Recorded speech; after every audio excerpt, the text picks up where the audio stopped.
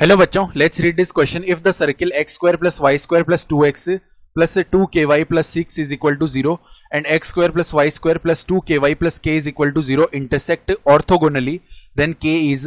तो यहां से मैं k का वैल्यू बताना स्टार्ट कर लेते हैं हमारे की कॉन्सेप्ट से। तो देखो की कॉन्सेप्ट क्या हो जाएगा, हम जानते हैं इफ टू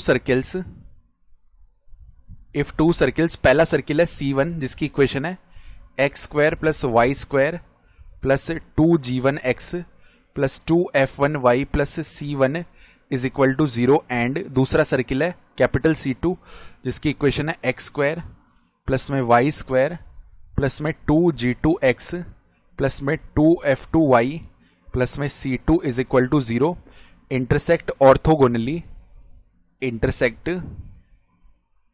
ऑर्थोगोनली।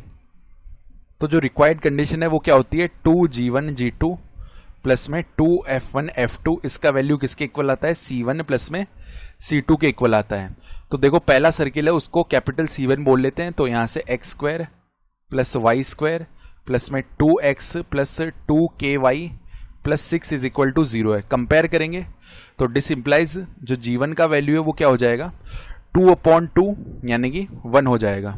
ठीक है, ये हो गया। फिर उसके बाद में जो f1 का वैल्यू है वो क्या होगा, 2k/2 यानी y के कोफिशिएंट का हाफ करना है तो ये k हो जाएगा और c1 का वैल्यू 6 हो जाएगा।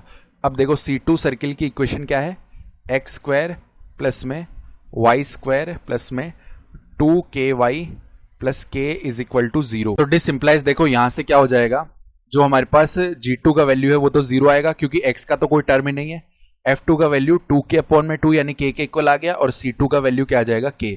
तो अब ऑर्थोगोनलिटी की कंडीशन लगा लेते हैं।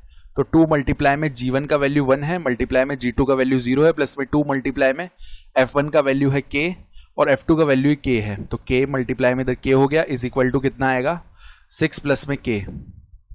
तो इधर से ये बन गया 2k स्क्वायर, 6 प्लस k को इस तरफ लेके आए तो minus k minus 6 is equal to 0, ये बन गया। यानी कि देखो अब इधर से हम क्या बोल सकते हैं, 2k स्क्वायर माइनस का 4k प्लस का 3k minus 6 is equal to 0।